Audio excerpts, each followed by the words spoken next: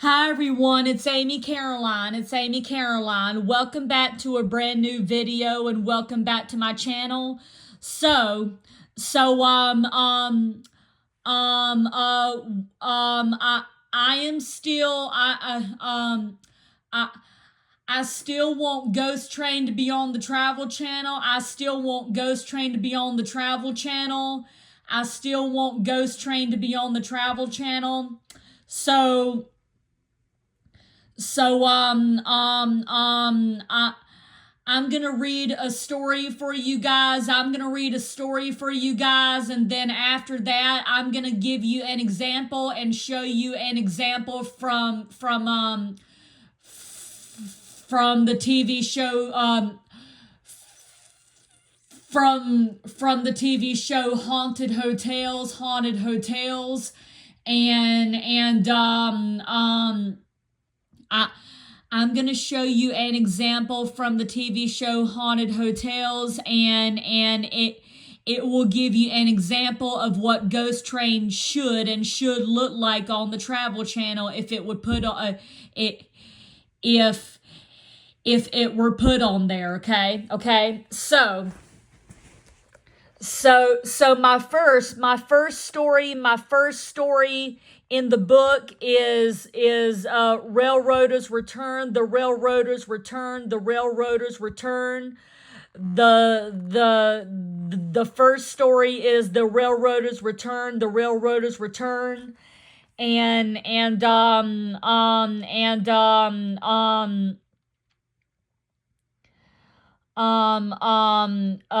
Railroaders Return. The Railroaders Return is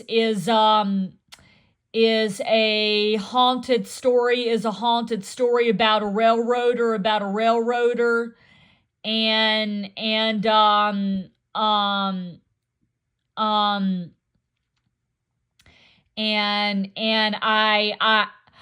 also hope I also hope that it will be on the Travel Channel. I also hope that it would be on the Travel Channel, and I also hope the episode.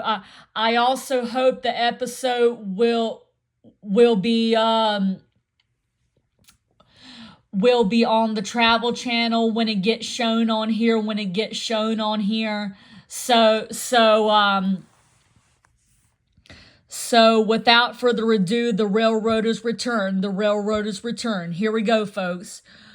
One of the oldest ghost stories known is the return of a loved one at the moment of his or her death.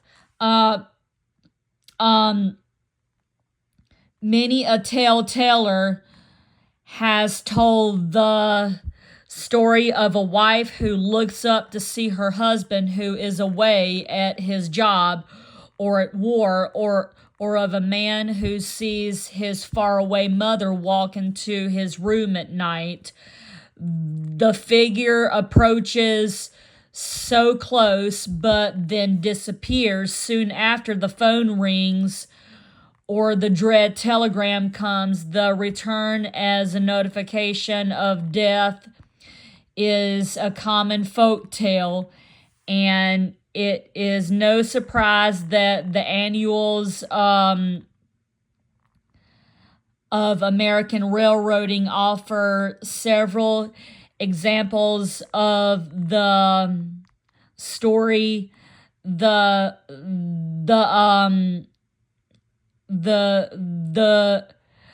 first comes from Michigan. The first comes from Michigan.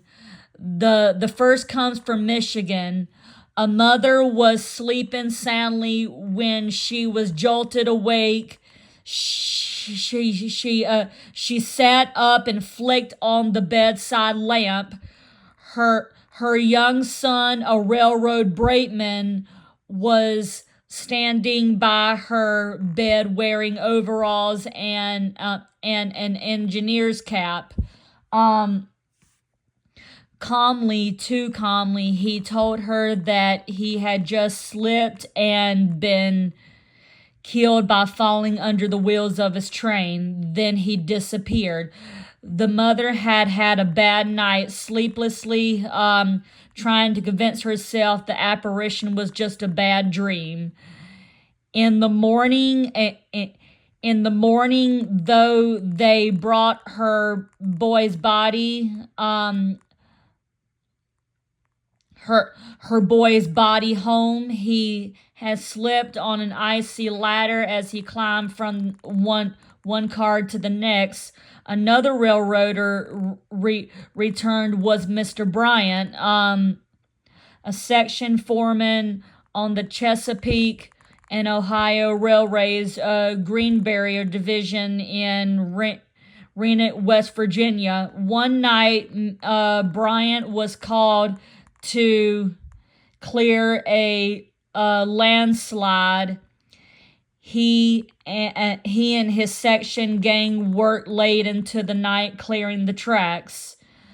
Meanwhile, Mrs. Bryant had cooked a dinner for her husband, knowing he'd be hungry when he returned. Despite the lateness of the hour, she was sitting in the kitchen reading when she heard him step on the porch and put his lunch pail down with a clang. He usually washed up before coming in, so she started to set out the food. After a few minutes, her husband still hadn't come into the house. Mrs. Bryant went out to look for him, but no one was there.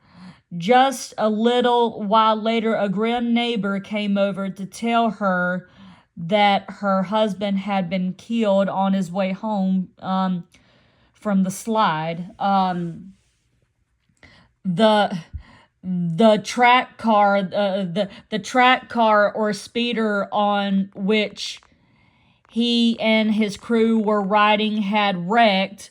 Apparently, Mr. Bryant wasn't satisfied with returning just the once.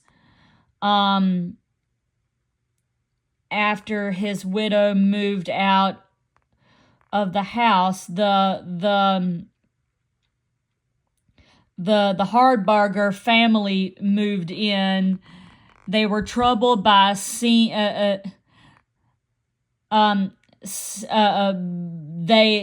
they were troubled by singing light steps, and strangest of all, a invisible ghost cat. The family lived in the house for just 3 years before the eerie manifestations drove them away. A final story of a railroader's return comes to us from Council Bluffs, Iowa. In this tale, the railroader's returns soon after his death, although the woman who saw the spirit already knew of its passing. The tale concerns the ghost of Henry Miller, an engineer on the old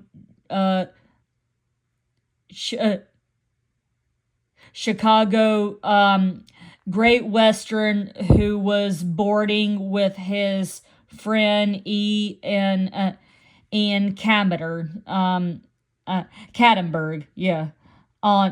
On the night of February 1939, Miller seemed to be dogged by bad omens. A pigeon almost flew against the glasses Miller set by the window. Mrs. Kattenberg felt that this was a bad sign and urged Miller to move. He went in the conservatory to take a nap. The bird followed and perched on the window nearest him. Later, as Miller got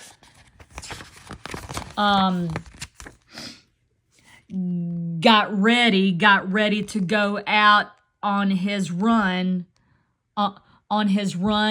He hefted his shoes and and said they felt unusually heavy. Mrs. Kattenberg lifted them and agreed. She later confessed to her husband that this was another bad omen. Miller's run that night was a fatal one. At about 10:30, he and his firemen were killed in a head-on collision near Tennant, Iowa. Kattenberg was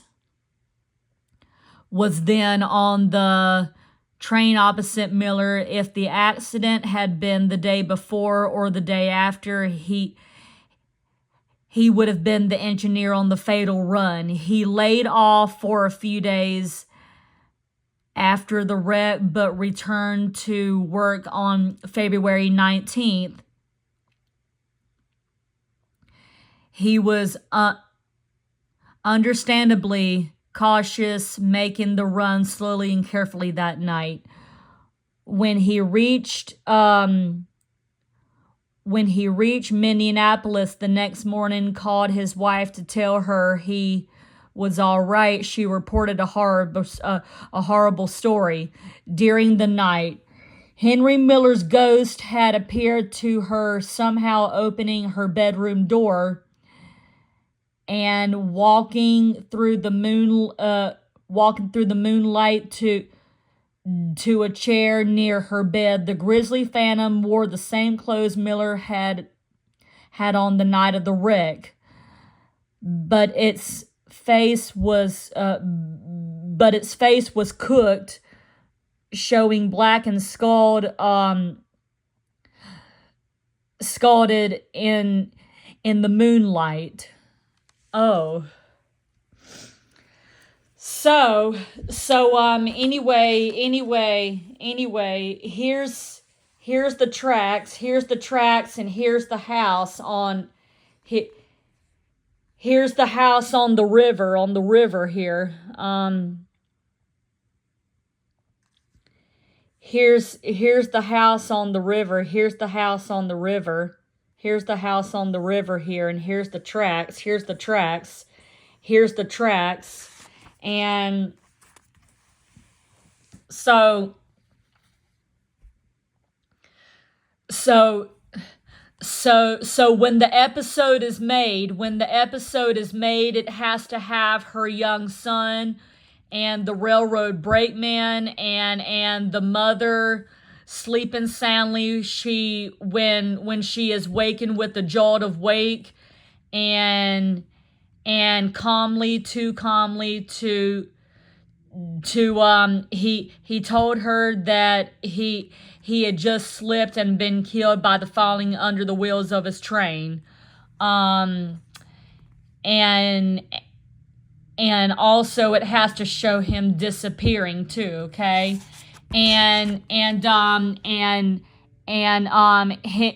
Henry Miller's ghost has to appear too Henry Miller's ghost has to appear too, somehow opening the door and appearing in her bedroom door and walking through the moonlight to a chair near her bed. The grisly phantom wore the same, and also he's got to be and also he's got to be wearing the same clothes he had wore on the night of the wreck. He's got to be wearing the same clothes that he had worn on the night of the wreck too. So when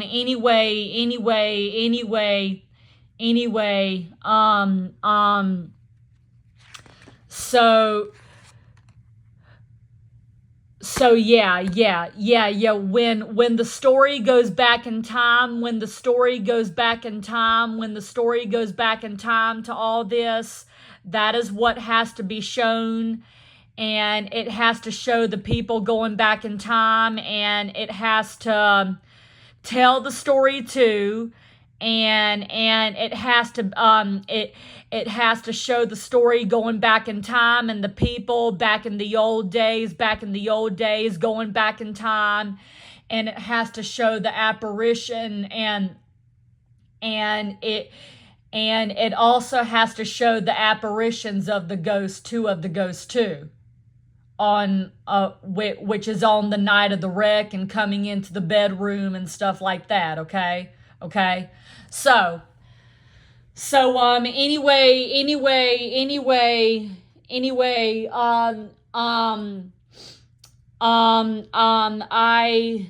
I hope this episode will be on here.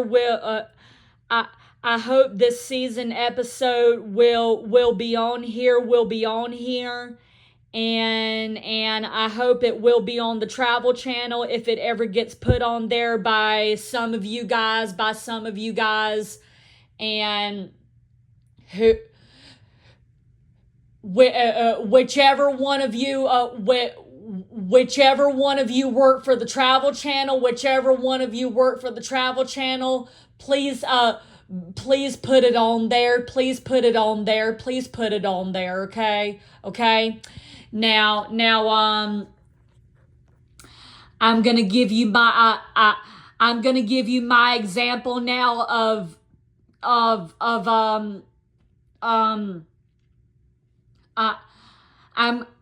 I'm gonna give you my example right now of what Ghost Train should look like on the Travel Channel, and you'll see the stories going. You'll see the people going back in time, and you'll see the apparitions appear. So here's an example from Haunted Hotels, and it will give you an idea of what Ghost Train should look like on the Travel Channel, okay? So here it is.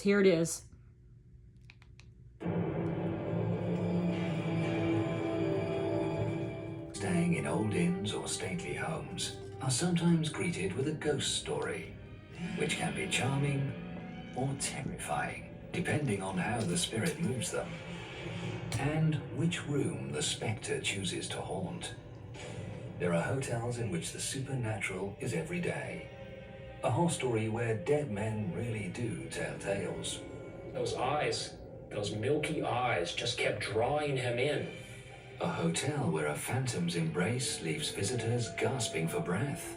It's a spirit that comes from the front and passes right through and leaves them. And a guest house which is home to a little girl who is 12 years old forever.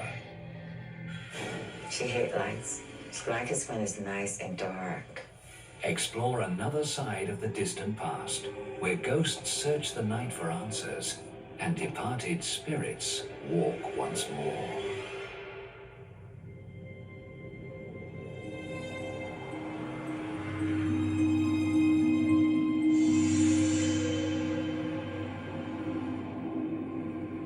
Older cities can be great for weekend breaks. Historic houses, cobblestone streets, comforting reminders of a simpler time. But in a haunted hotel, history really does come alive, and in rather unsettling ways.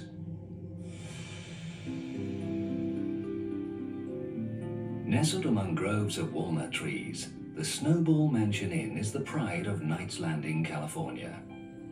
According to innkeepers Cheryl and James Furing, in the 1870s, this Victorian Italianate villa was the grandest building in town. Snowball Mansion is a very elegant lady facing the Sacramento River.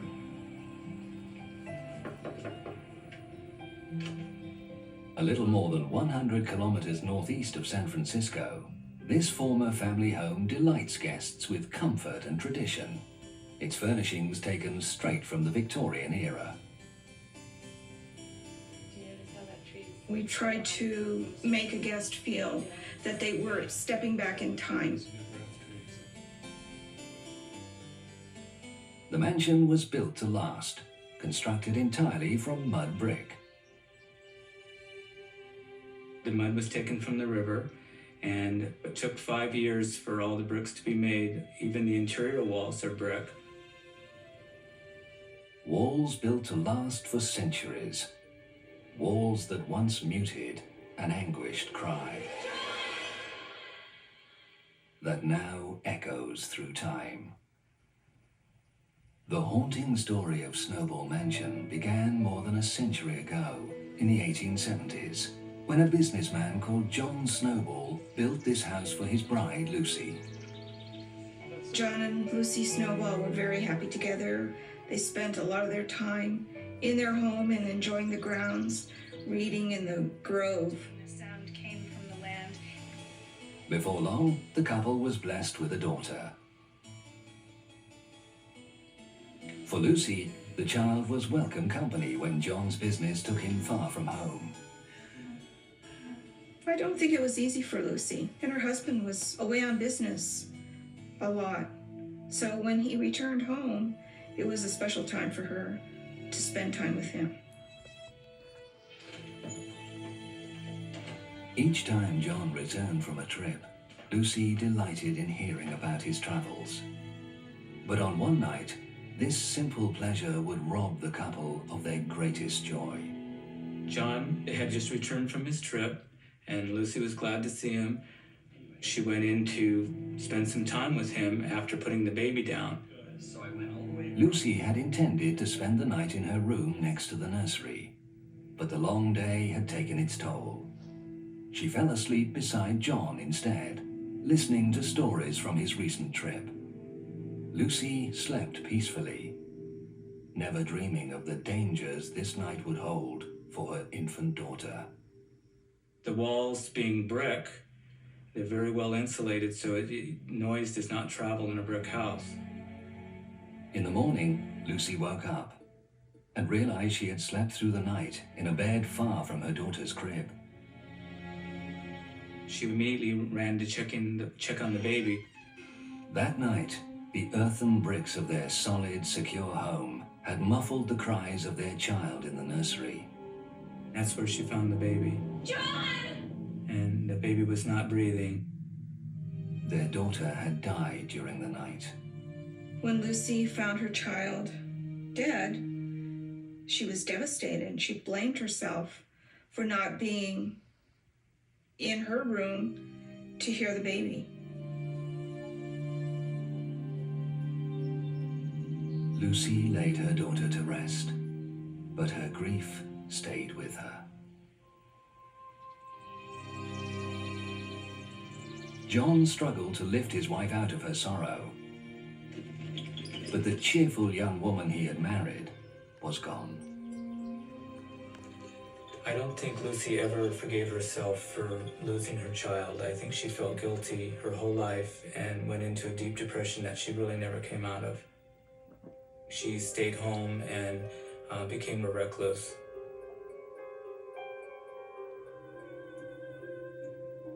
Lucy spent a lot of time in the nursery. For weeks, they would find her in there, sitting by the crib. Though she lived into her 70s, Lucy Snowball took her grief with her to the grave. And according to some, even death has not brought Lucy peace. Ghostly events have led some to see her home in a different light. It seems that ghosts are guests who never leave, troubled spirits never at peace. Many visitors to California's Snowball Mansion Inn believe the spirit of Lucy Snowball still wanders, grieving for the daughter who died in the nursery so long ago. All the children in Knight's Landing think it's the haunted house.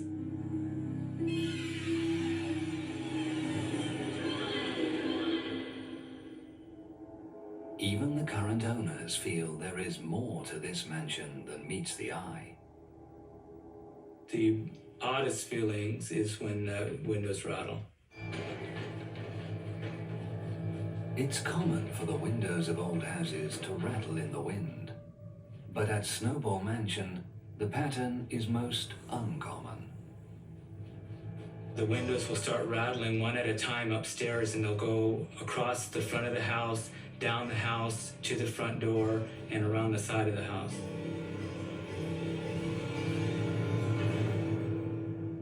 People that aren't used to it or have never seen it are quite startled by it. Those who hear Lucy's sad story believe they know the reason for the shuddering windows. It seems sometimes that Lucy attempts to waken guests so that they can check on their family to prevent maybe another tragedy. Lucy's warnings can take many forms. Rattling doors and windows, smoke detector alarms. They say sometimes she even comes to the front door. In the early evening, at dusk, the doorbell will ring, and I've gone to answer the door, and nobody's there. I'll step out onto the porch, look around, nobody's there. And you kind of get a odd little feeling. Some guests report that Lucy's activities go far beyond rattling windows and ringing bells. About 25 years ago, a renter lived in that room, and he started seeing Lucy appearing to him. It always happened in the middle of the night when she would come, and he would wake up and see her. It made him feel very uncomfortable, and he eventually moved.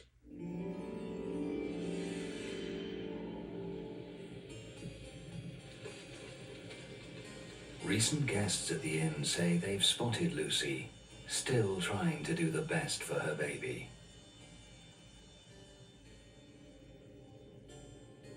Guests told us that Lucy's ghost had come through the wall where a doorway leading into the nursery had once been.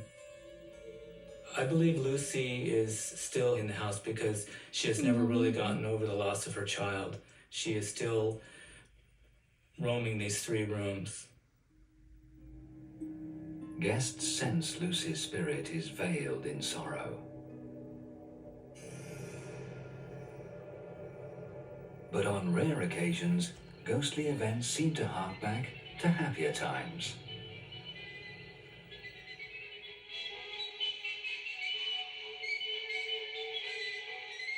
There's been reports from some of our guests that they've heard old-fashioned music coming from the old ballroom upstairs. And if Snowball Mansion's owners are right, Lucy is not alone. Another spirit is there to comfort her forever. I'm sure if Lucy Snowball spirit is here, that John Snowball spirit is here also, at Lucy's side. While some spirits seem to be able to draw comfort from those around them, others appear fated to more solitary pursuits, taking their secrets with them to the grave and beyond. Okay, so I'm gonna stop there. And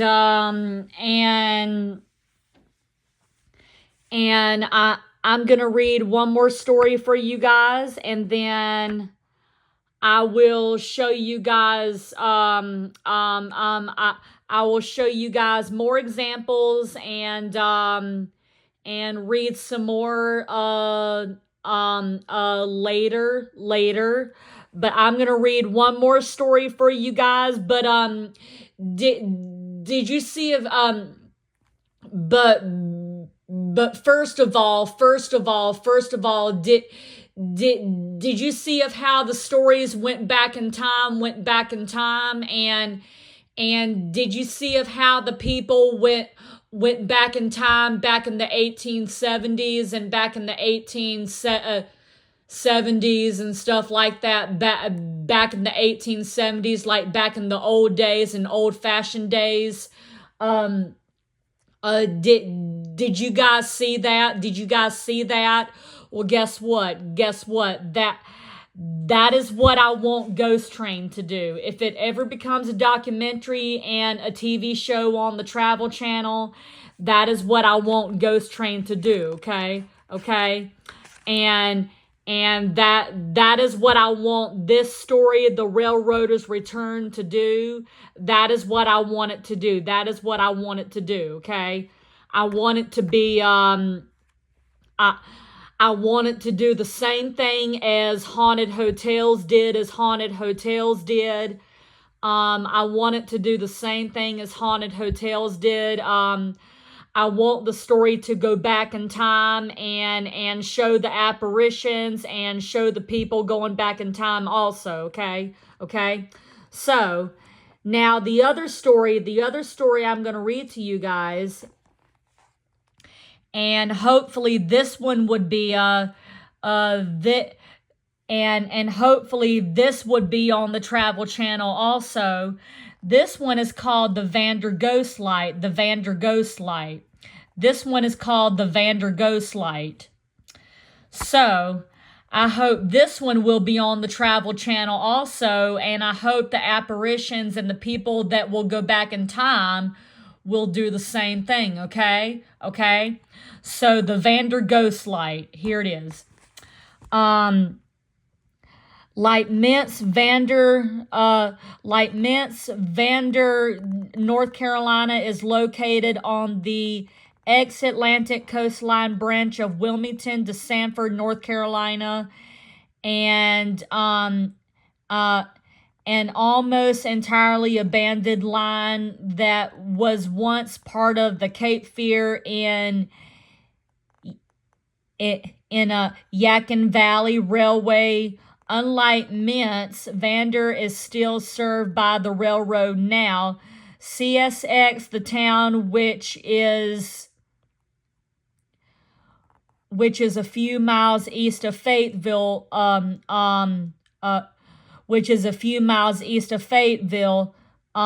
is located on a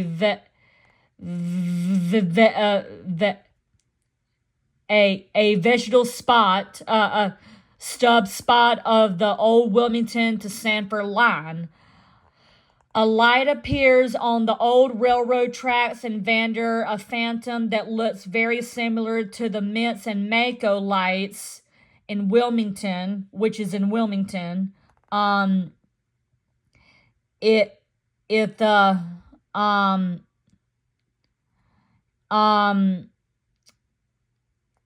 this case, however, many local residents don't have a traditional explanation for the light. Witnesses say the glow, reportedly the size of a human head, bounces above the tracks and then disappears. It can be seen from over 200 feet away. Some in the area claim that the light is the ghost of a switchman killed when shifting cars at the siding in Vander. Others claim the light is the ghost of the driver of a mule wagon. The wagoner, residents say was decapitated in a grade crossing accident at Vander and returns from his grave to look for his head. Vander residents wonder if the light might be caused by swamp gas, static, electrically, or a ball of lightning, or a ball lightning. Still, none of these causes seem to I don't even know what that word is. Adequately, explanation. Sorry about that, folks. Explain a light that can appear regularly, whether or not a train happens to be approaching. So